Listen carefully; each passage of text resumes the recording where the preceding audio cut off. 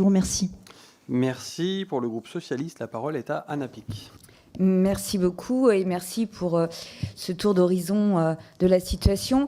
Il y a un sujet qu'on a peu abordé, c'est celui de l'Afrique, même s'il nous a pas mal préoccupé ces derniers mois et semaines dans l'actualité. En effet, le 26 juillet dernier, Mohamed Bazoum, président de la République du Niger, a été renversé par un coup d'État orchestré par une junte autoproclamée Conseil national pour la sauvegarde de la patrie. Et à la tête de ce conseil, le général Abdourahmane Tiani devient de facto chef de l'État nigérien. Après le Mali en 2020, le Burkina Faso en 2022, le Niger, qui restait l'ultime véritable allié de Paris au Sahel, est le troisième pays à être renversé en l'espace de 3 ans dans cette région. Le constat est ainsi sans appel, la démocratie est en net recul et la présence de la France fortement contestée pour diverses raisons. La résurgence d'une rancœur coloniale dans les États où la France a trop longtemps continué à user parfois d'un ton arrogant et d'une attitude paternaliste, l'impuissance française à permettre le développement économique et social de ces États, une profonde incompréhension quant à la capacité de l'armée française perçue comme l'une des meilleures du monde à éliminer une menace djihadiste sous-équipée, et la méfiance vis-à-vis de l'idéal démocratique importé d'Europe, favorisé, on l'a dit, par les influences étrangères, mais une démocratie souvent synonyme sur le terrain de corruption, d'élections truquées et de développement économique capté par une élite.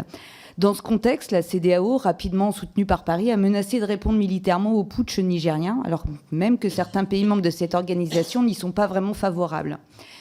L'intervention militaire dont il est question pourrait d'ailleurs s'avérer contre-productive en regroupant ses forces à Niamey face à la menace. La junte militaire nigérienne pourrait laisser le champ libre aux groupes armés djihadistes pour s'emparer des territoires du nord de Niger. À ce stade, seules des sanctions économiques ont été prises par la CEDEAO, lesquelles ont eu des répercussions directes sur le prix des denrées alimentaires au Niger et sur les économies des pays membres de la CEDEAO. Enfin, celle-ci est perçue par beaucoup comme le cheval de Troie de la France au détriment de sa légitimité et de son efficacité. Ainsi,